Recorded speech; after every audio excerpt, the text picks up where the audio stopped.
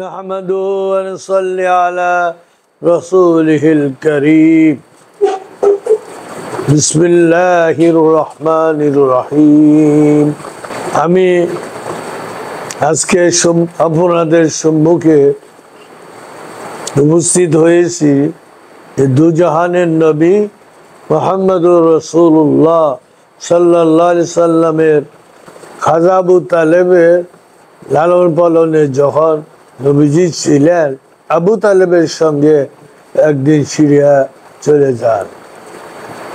কিতাবে হাদিসে প্রমাণিত তিরমিজি শরীফ দ্বিতীয় খণ্ড 203 পৃষ্ঠায়, মাওয়াহিবে লুদুনিয়া প্রথম খণ্ড 187 নম্বর পৃষ্ঠায়, শরহে জুরকানি প্রথম খণ্ড 363 নম্বর পৃষ্ঠায়, সিরাতে হালাবিয়া প্রথম খণ্ড 171 নম্বর পৃষ্ঠায়, বিদায়া ওয়ান নাহায়া দ্বিতীয় খণ্ড 339 নম্বর পৃষ্ঠায়, আল্লামা জালালউদ্দিন সুয়ুতি রহমাতুল্লাহ রচিত খাসায়েসুল কুবরা প্রথম খণ্ড 151 নম্বর পৃষ্ঠায়, দালাইলুন নুবুওয়াহ 2 নম্বর খণ্ডে 20 নম্বর পৃষ্ঠায় হযরত আবু মুসা আশআরী রাদিয়াল্লাহু আনহু থেকে বর্ণিত, তিনি বলেন, খরাজা আবু তালিব ইলা শামি ফাখরাজা মাআহু রাসূলুল্লাহ সাল্লাল্লাহু আলাইহি ওয়াসাল্লাম ইলা আখিরিল হাদিস। আবু তালেব কুরাইশের কয়েকজন প্রবীণ ব্যক্তির সাথে সিরিয়া সফরে রওনা হলেন। রাসূল সাল্লাল্লাহু আলাইহি সাল্লাম তাদের সঙ্গে ছিলেন। এক পাদ্রীর আস্তানার কাছে পৌঁছে তারা যাত্রা বিরতি করলেন। পাদ্রী তাদের কাছে চলে এলো, অথচ এর আগে যখন তারা গমন করতেন তখন পাদ্রী তাদের কাছে আসতো না এবং তাদের প্রতি ভ্রুক্ষেপও করতো না। সে এসে তাদের মাঝে ঘোরাফেরা করতে লাগলো। অবশেষে সে রাসূল সাল্লাল্লাহু আলাইহি সাল্লামের হাত ধরে ফেললো এবং বলল, সে সাইয়্যিদুল আলামিন, সে রাসূল রাব্বিল আলামিন, একই আল্লাহ রাহমাতুল লিল আলামিন করে প্রেরণ করেছেন। কুরাইশি প্রবীণরা বলল, এ কথা তুমি কিভাবে জানতে পারলে? সে বলল, যখন তোমরা গিরিপথ দিয়ে আসছিলে তখন সে যে কোনো বৃক্ষ ও পাথরের কাছ দিয়ে এসেছে, সকলে তাকে সিজদা করেছে। বৃক্ষ এবং পাথর কেবল নবীকেই সিজদা করে থাকে। আমি তাকে সে মোহরে নবুয়তের সাহায্যে শনাক্ত করতে পারি। তা তার কাঁধের নরম হাড্ডির নিচে একটি আপেলের আকারে রয়েছে। এরপর পাদ্রী ফিরে গেল এবং সকলের জন্য খাবার তৈরি করে নিয়ে এলো। তখন রাসূল সাল্লাল্লাহু আলাইহি সাল্লাম উট চড়াতে গিয়েছিলেন। পাদ্রী বলল, তাকে ডাকো। যখন রাসূল সাল্লাল্লাহু আলাইহি সাল্লাম এলেন তখন একটি মেঘখণ্ড তার উপর ছায়া করছিল। পাদ্রী বলল, দেখো মেঘখণ্ড তাকে কি রূপে ছায়া দিচ্ছে। সুবহানাল্লাহ। তার আগমনের পূর্বে সকলে বৃক্ষের ছায়া বসে গিয়েছিল। তিনি এলে বৃক্ষের ছায়া তার দিকে ঝুঁকে পড়ল, নবীজির দিকে ঝুঁকে পড়ল। পাদ্রী বলল, দেখো বৃক্ষের ছায়া তার দিকে ঝুঁকে পড়েছে। পাদ্রী তাদের কাছে দাঁড়িয়ে কসম করে বলতে লাগলো, তোমরা তাকে রুমে নিয়েও যেও না, তোমরা তাকে রুমে নিয়ে যেও না, কেননা রুমকরা তাকে চিনে ফেলবে এবং তাকে হত্যা করবে। এইরূপ পাদ্রী সেখান থেকে রওনা হতে 9 জন রুমককে আসতে দেখলো। সে জিজ্ঞাসা করলো, কেন এসেছো? তারা বলল, আমরা নবীর খোঁজে এসেছি, সে এই শহরে প্রকাশ পাবে, তার খোঁজে চতুর্দিকে লোক পাঠানো হইয়াছে।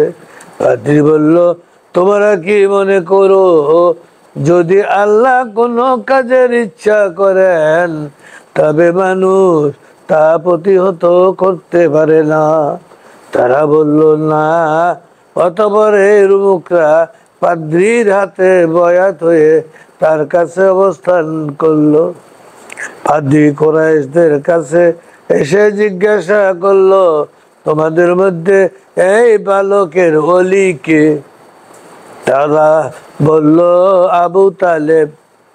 এরপর পাদ্রী তাকে বারবার কসম দিয়ে বলল, এই বালককে ফিরিয়ে নিয়ে যাও।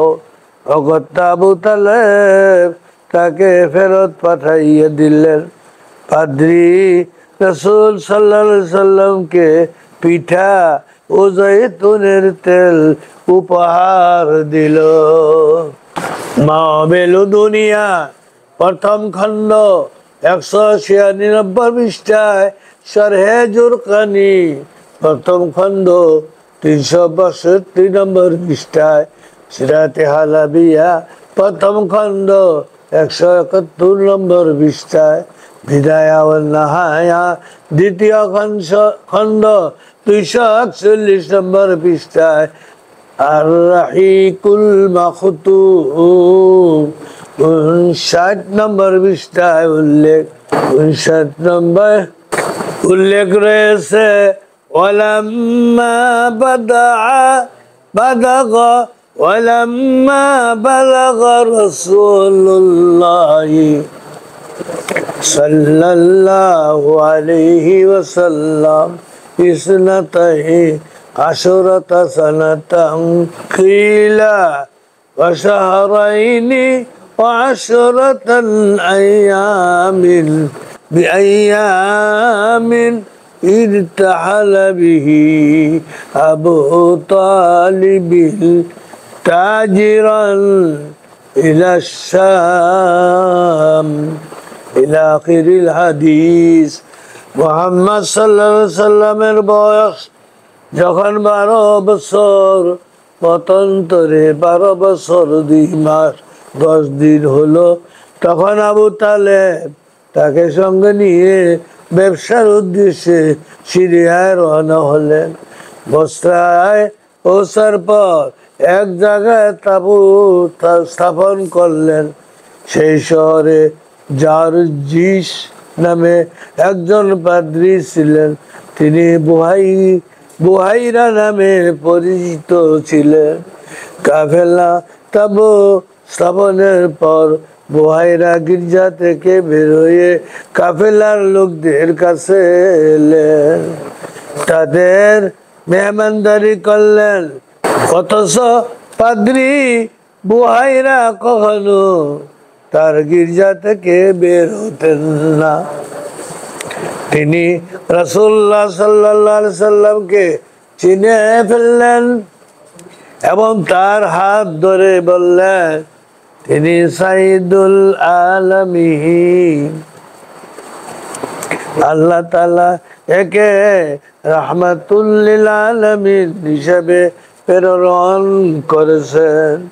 আবু তালেব বুহাইরাকে জিজ্ঞাসা করলেন, আপনি এটা কিভাবে বুঝলেন? তিনি বললেন, আপনার এই এলাকায় আসার পর এই বালকের সম্মানে এখানকার সব গাছপালা এবং পাথর সেজদায় নত হয়েছে। এরা নবী করিম সাল্লাল্লাহু আলাইহি সাল্লাম ছাড়া অন্য কাউকে সেজদা করে না। তাছাড়া মোহরে নবুয়তের দ্বারা আমি তাকে চিনতে পেরেছি।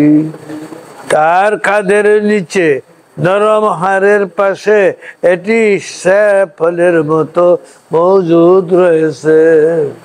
আমরা তার উল্লেখ আমাদের ধর্মীয় গ্রন্থ দেখেছি। এরপর পাদ্রী বুহাইরা আবু তালেবকে বললেন, ওকে মক্কায় ফেরত পাঠাইয়া দি। সিরিয়া গেম নিবেন না, ইহুদিরা এর ক্ষতি করতে পারে।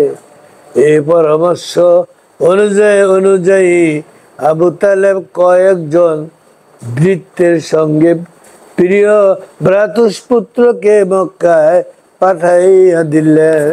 সিরিয়াতে হালাবিয়া প্রথম খণ্ড 173 নম্বর পৃষ্ঠায়, বেদায়া ওয়ান নেহায়া দ্বিতীয় খণ্ড 242 নম্বর পৃষ্ঠায়, আল্লামা জালালউদ্দিন সুয়ুতি রহমাতুল্লাহ রচিত খাসাইসুল কুবরার প্রথম খণ্ড 155 নম্বর পৃষ্ঠায় 450 নম্বর হাদিসে হযরত আব্দুর রহমান ইবনে আবজা রাদিয়াল্লাহু আনহু থেকে বর্ণিত, তিনি বলেন, ক্বালার রাহিবু লিআবি তালিবিন লা তাখরুজনা বিইবনি আখিকা ইলা মা হাহুনা ফাইন্না